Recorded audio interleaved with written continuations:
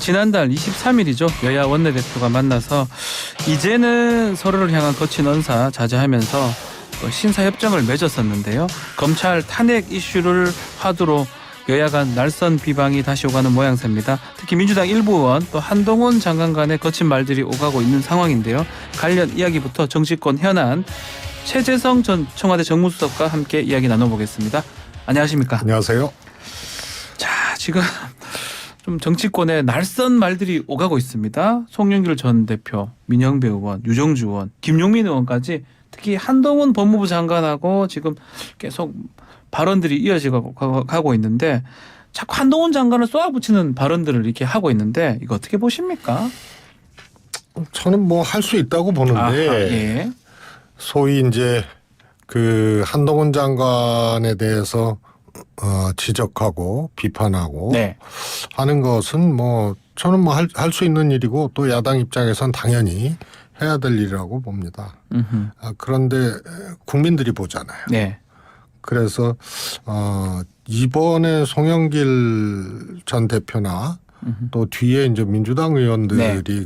가세해서 공격하는 그 언어를 보면은 조금 오히려 이제 너무 반정치적이다. 이런 정치가 아니다. 반정치적인 예. 언어를 했다. 이런 점이 좀 지적하고 싶은 내용이고요. 품격 있는 언어를 써서 비판을 했으면 좋았겠다 이 말씀인가요? 품격까지는 아니더라도 뭐 욕을 해버리고 이렇게 해버리면 또 민주당 대표를 지냈는데 지금은 이제 탈당해서 무소속 상태지만 그 흔적이 어디 갑니까? 이거 결과적으로 마이너스입니까? 저는 뭐 마이너스라고 마이너스로 봐요. 보시군요. 그리고 민영배 유정주 의원의 한동훈 장관에 대한 얘기는 송영길 전 대표에 비해서는 조금 덜 하긴 한데 뒤이어서 하니까 이게 이제 소위 말해서 이제 그림이 이상한 거예요. 탈당하고 무소속 상태에 있는 송영길 전 대표가 그냥 어떻게 보면 조금 저급한 불을 지른 거거든요. 저급한 언어로 불을 질렀는데 그걸 뒤이어서 또 민주당 의원들이 하니까 이게 뭐가 좀 그림이 안 맞아요. 그래서 이런 건 좀 굳이 얘기하면 정무적으로 좀 매우 서툰 일을 한 것이다. 정무적으로 봤을 때. 또 이렇게 함으로써 오히려 한동훈 장관 몸집을 키워줄 수 있다. 뭐 몸집 많이 크기는 컸지만 벌써 그런 얘기도 나옵니다. 뭐 그동안 이제 워낙 그런 이제 설전이나 이런 갈등들이 많이 유발이 됐었죠. 거기에는 한동훈 장관이 정말 국무위원 역대 국무위원 중에 이런 식으로 어떻게 보면 직접 이게 국무위원인지 길거리 싸움꾼인지 모를 정도로 지금까지 찾아볼 수 없는 그런 캐릭터거든요. 그러다 보니까 한동훈 장관에 대한 이제 공격도 따라서 이제 강도 높게 많이 이렇게 되고 그랬는데 그래서 뭐 더 몸질 클 것도 없고요. 아마 한 장관한테도 이런 과정들이 꼭 득이 되지는 않을 겁니다. 왜냐하면 그 이미지를 이제 고착화시키는 거거든요. 근데 대한민국은 뭐 한동훈 장관이 뭐 차기 대권 뭐 이런 얘기도 나오고 실제로 여권 내에서는 지금 지지율이 제일 호감도가 제일 높지 않습니까? 그래도 대한민국의 대통령 혹은 대권 주자 여기서는 이런 이제 한계에 있는 이미지 이런 길거리 싸움꾼 이미지 이런 거 가지고는 국민들이 선택할 수가 없거든요. 그래서 한 장관한테도 이런 싸움 자체가 뉴스거리가 되고 어떻게 보면 뉴스 메이커가 되고 이러면서 인지도나 뭐 이런 거 주목도 같은 것은 상승할지 몰라도 소위 이제 지도자로서 자리매김하고 그렇게 이제 커 나가는 데에는 근본적인 한계로 이건 작동을 할 겁니다. 말씀처럼 어쨌든 존재감은 지금 커지고 있고 최근에 비대위원장설도 나오고 있고요. 어제 보도에 따르면 그 아내분이 언론에 등장하는 모습입니다. 이게 결국 정치권으로 나온다. 정치 인문 빌드업이다 이렇게 보는 게 맞습니까? 어떻습니까? 뭐 어제 그 한동훈 장관의 부인이 봉사한 거는 국무위원이 이제 부인들이 늘 해오던 것이니까 네.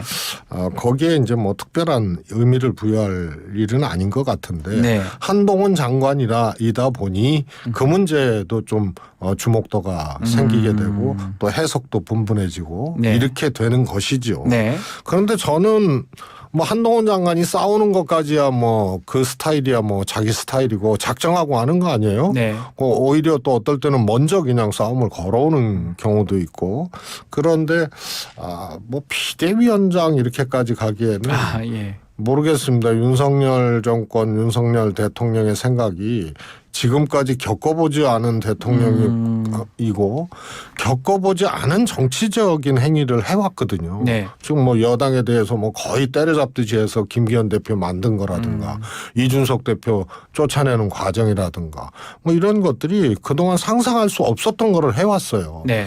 그래서 제 상식과 제 정치적 견해로는 총선의 한동훈 비대위원장이라는 건 국민의힘에서는 거의 자뻑 수준의 수거든요. 망하는 수다 이 말씀입니다. 네. 네. 그런데 총선의 패망을 예약하는 그런 게 한동훈 비대위원장이거든요. 그래서 저는 현실화될 가능성은 없다고 보는데 워낙 그냥 독특한 이 정치적 행위를 해왔던 정권이기 때문에 어떻게 할지 그거는 좀 모르겠습니다만 하면은 아무튼 국민의힘에서는 대단한 마이너스가 될 거예요.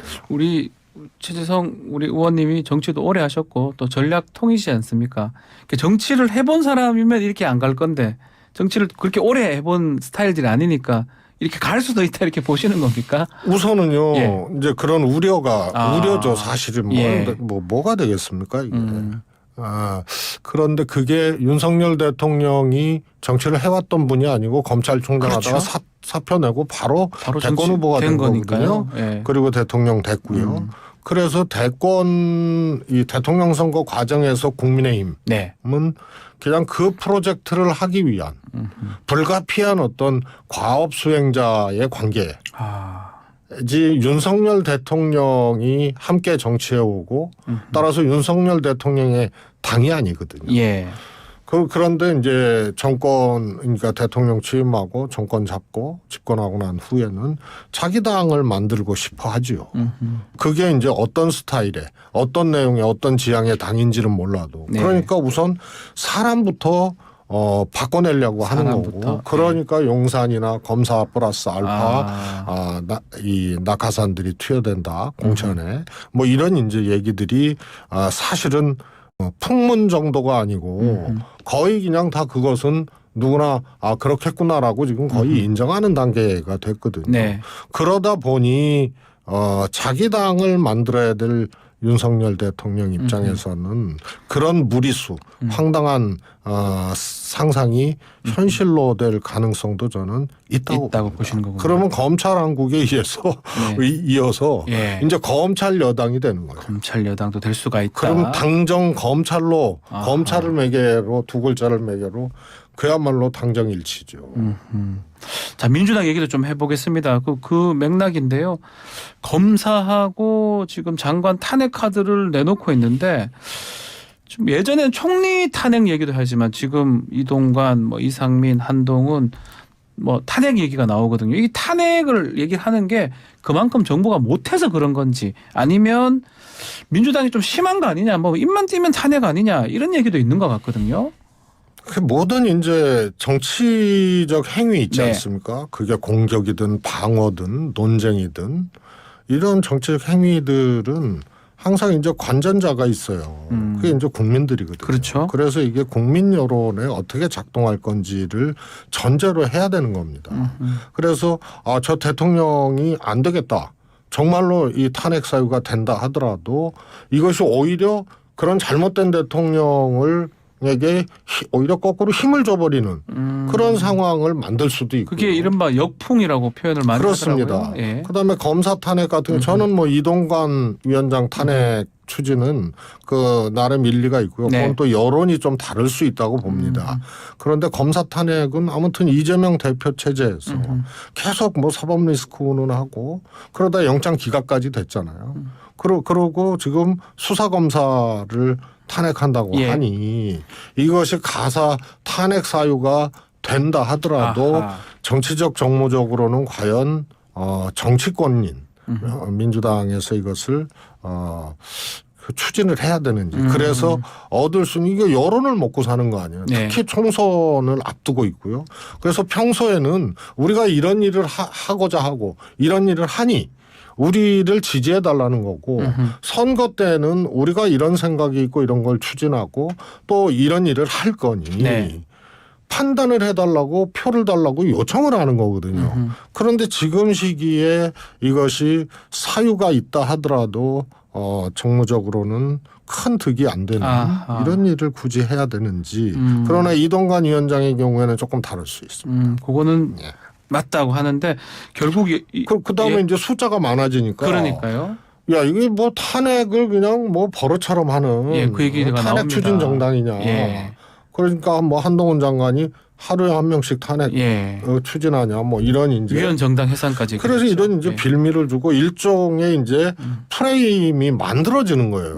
그러면 이동관 위원장 문제까지도 사실은 탄핵 프레임에 이제 묶이게 되기 때문에 네. 그것도 오히려 일정 정도 검사 탄핵보다 여론이 상대적으로 좋다 하더라도 그리고 또 꼭 해야 될 일이라 하더라도 같이 가는 문제가 돼버리니까 민주당에선 전반적으로 이렇게 복수 이상의 탄핵 추진을 같은 시기에 총선을 앞두고 네. 해야 되는지 이것은 조금 정교한 판단이 필요하다. 부분이고.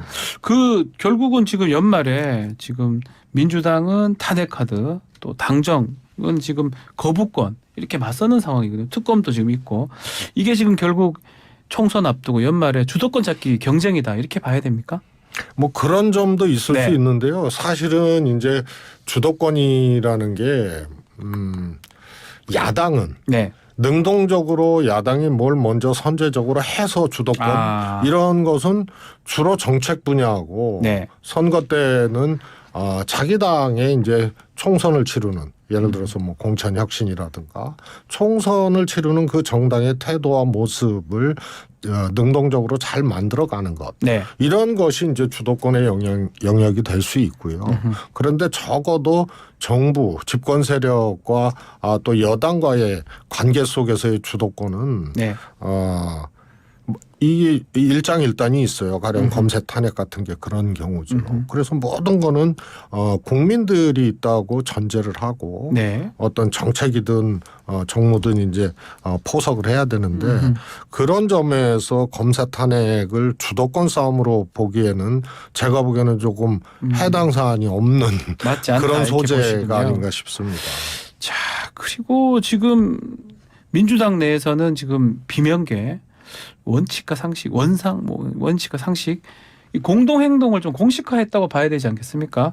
또 이상민 의원 같은 경우는 탈당 가능성도 시사를 했는데 이게 집단 탈당의 가능성이 좀 현실화됐다고 봐야 됩니까? 저는 뭐 이상민 의원은 모르겠습니다만 하여튼 뭐 탈당 뭐 유쾌한 결별 이 얘기를 적어도 반년은 해온 벌써 분이니까. 오래전부터 해봤습니다. 그래서 이상민 의원은 모르겠는데 일단 앞에 집단이라는 탈당 앞에 집단이라는 말은 지금 상황에서 성립되기 어려운 것 같습니다. 합의하기는 어렵다. 네, 네. 많은 사람들이. 그런데 이제 보통 그렇거든요. 뭐 정치 그룹이 탄생을 하거나 네.